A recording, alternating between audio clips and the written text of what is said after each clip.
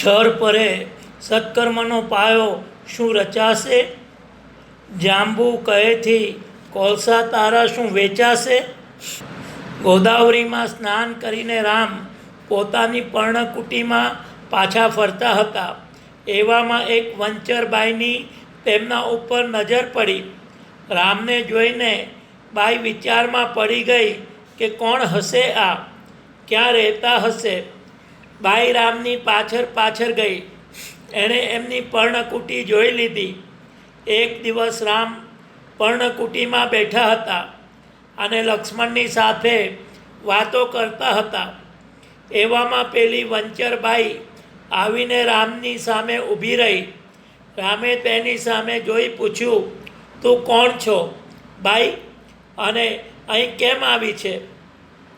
બાઈએ સામો રામને પ્રશ્ન કર્યો, પહેલો તું કહે કે તું કોણ છે અને અહીં શું કરે છે? રામે કહ્યું, અયોધ્યાના રાજા દશરથનો હું પુત્ર છું. મારું નામ રામ. આ મારો નાનો ભાઈ લક્ષ્મણ અને આ મારી પત્ની સીતા. અમે પિતાની આજ્ઞાથી આ વનમાં રહેવા આવ્યા છીએ. હવે તું કોણ છે તે કહે. તે બાઈએ હસીને કહ્યું, બસ આટલી જ તમારી ઓળખાણ? હું દશરથનો દીકરો અને મારું નામ રામ. પતી ગયું. ઠીક જી, હવે મારી ઓળખાણ સાંભળો. મારું નામ શૂર્પણખા. કાં? હં, એવું ગાલ ભરાઈ જાય એવું નામ છે ને? લંકાધિપતિ મહાસુરવીર રાજા રાવણ મારો ભાઈ થાય. એના જેવું બાજતા દુનિયામાં કોઈને ન આવડે. મારો બીજો ભાઈ કુંભકર્ણ, એના જેવું ઊંઘતા દુનિયામાં કોઈને ન આવડે. અને ત્રીજો ભાઈ વિભીષણ, એના જેવો ઓછો દિલનો દુનિયામાં કોઈ નહીં હોય. એવા ભાઈઓની હું બેન. મારું નામ શૂર્પણખા. પણ મારા ભાઈઓ કરતાંય હું જબરી હોંકે. મેં રાજનીતિનો પાકો અભ્યાસ કર્યો છે. અહીં જનસ્થાનમાં રાવણના લશ્કરની છાવણી છે. આ આખું વન મારા અધિકારમાં છે. હું ફાવે ત્યાં ફરું અને ફાવે તે કરું. મને કોઈ રોકી ટોકી શકે નહીં. રામે કહ્યું, તમારો પરિચય સાંભળી અમને બહુ આનંદ થયો. હે કલ્યાણી, તમે સમજો છો. હવે બીજું કાંઈ કામ ન હોય તો આપ અહીંથી સીધાવી શકો છો. શૂર્પણખાએ કહ્યું, પણ કામ ન હોય તો ને?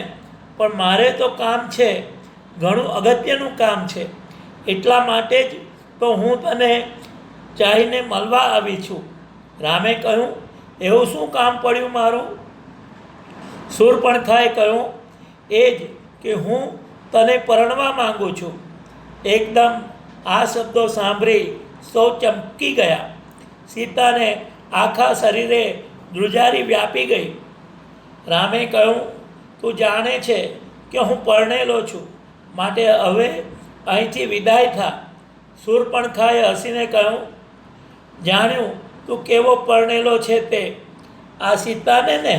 ઓહો, એનામાં રૂપ જ ક્યાં ભર્યું છે.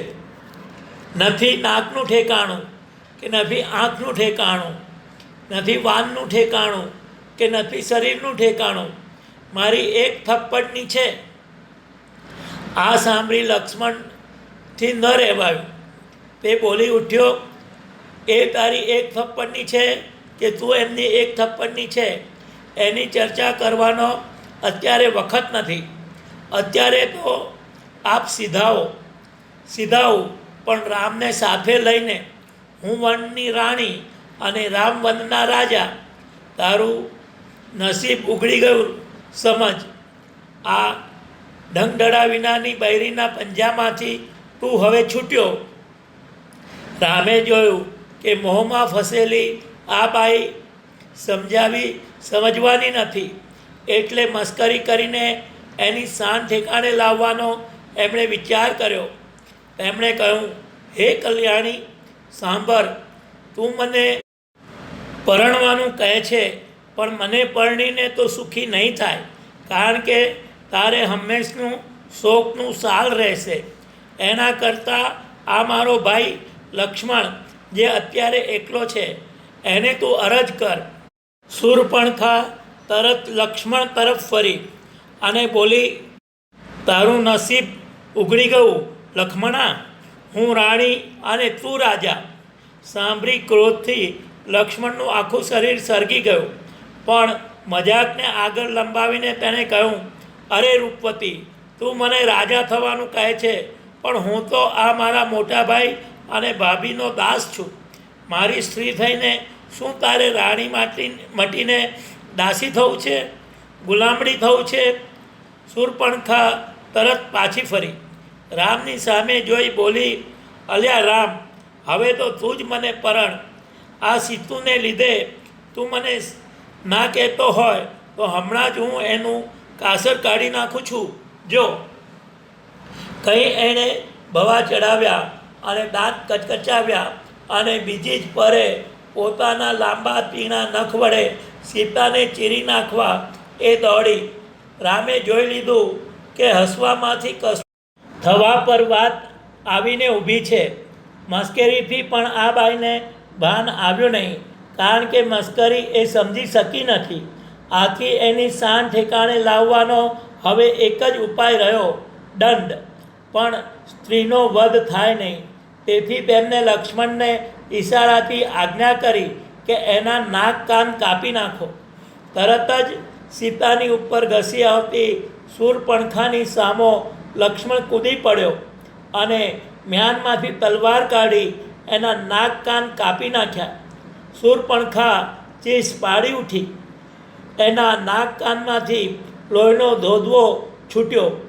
કપાયેલા નાક કાન ખોરામાં લઈ રામ લક્ષ્મણને લાખ લાખ ગારો દેતી એ ત્યાંથી ભાગી છૂટી. શૂર્પણખા જનસ્થાનમાં આવેલી રાવણની છાવણીમાં ગઈ. છાવણીનો સેનાપતિ ખર નામે હતો. શૂર્પણખાએ પોતાના કપાયેલા નાક કાન દેખાડી રામની સામે લડવાને એને ઉશ્કેર્યો, પણ રામની સામેની લડાઈમાં ખર એનો ભાઈ દૂષણ અને એમની આખી સેના હણાઈ ગઈ. આ જોઈ શૂર્પણખા વધારે ઉશ્કેરાઈ. તે લંકા ગઈ અને ભરી સભામાં રાવણની સામે જઈને ઊભી અને ક્રોધ કરી બોલી, અરે રાવણ, અત્યારે તારા રાજ્યનો અને તારો નાશ થઈ રહ્યો છે, પણ તને કંઈ ભાન નથી. જનસ્થાનમાંથી તારી લશ્કરી છાવણી સાફ થઈ ગઈ છે, પણ હજી તને તેના ખબર પણ મળ્યા નથી. આવી તારી રાજ્ય વ્યવસ્થા છે, છતાં તું અભિમાનમાં ફૂલ્યો ફરે છે. મનથી પોતાને મોટો માને છે અને આવતા ભયને ઓળખતો નથી. પણ તને સ્થાનભ્રષ્ટ થતાં વાર નહીં લાગે. પછી તારી કિંમત લાકડા છાણા કે ધૂળ જેટલી પણ નહીં હોય. રાવણે કહ્યું, પણ થયું છે શું એ તો કહે, તારા નાક કાન ક્યાં ગયા?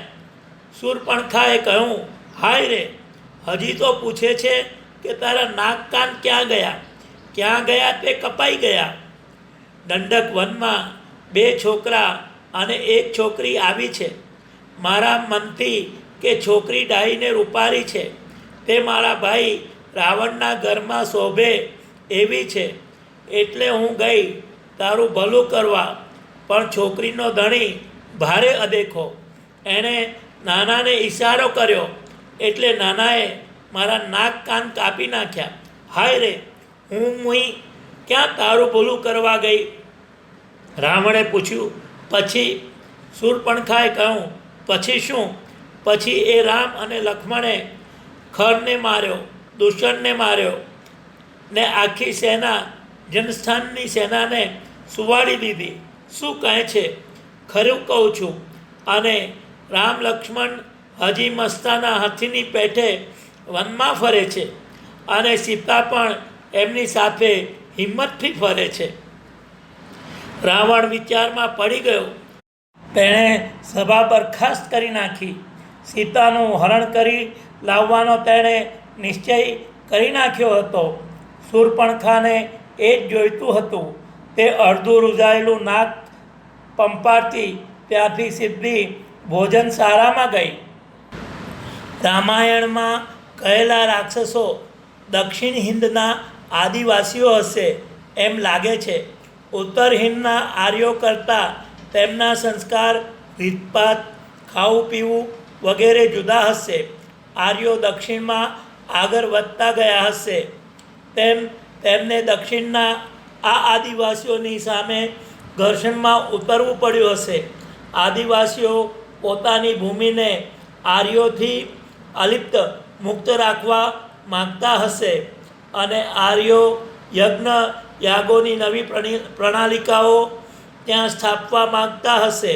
આથી પહેલાં થાણા ત્યાં ઋષિમુનિઓએ નાખ્યા હશે. દક્ષિણના આદિવાસીઓ આર્યો નહોતા એટલે અનાર્ય હતા, પણ તેમનામાં વિદ્યાકરા નહોતા એમ નહીં. તેમને પોતાની સ્વતંત્ર સંસ્કૃતિ હશે જ. તેના પુરાવા રામાયણમાં ઠેર ઠેર મળે છે.